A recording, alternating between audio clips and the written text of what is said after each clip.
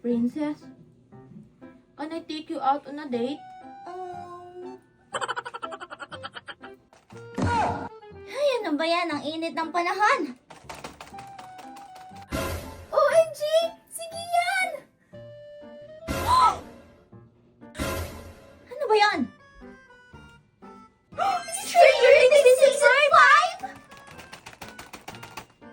5! Ano ba yan? Nakakagulat naman kayo. OMG! Yan yung pinapanood ko na trending ngayon. Oo nga, kaso lang wala akong makitang full episodes eh. Ano yan, Angel? Ba't full yung sayo? Tsaka, may subscription ba yan? Wala. Libre to. Dito kasi ako nanonood sa Loklok. Dito sa Loklok, libre! Makakapanood ka ng free dramas and movies! One eternity later. Ang ganda!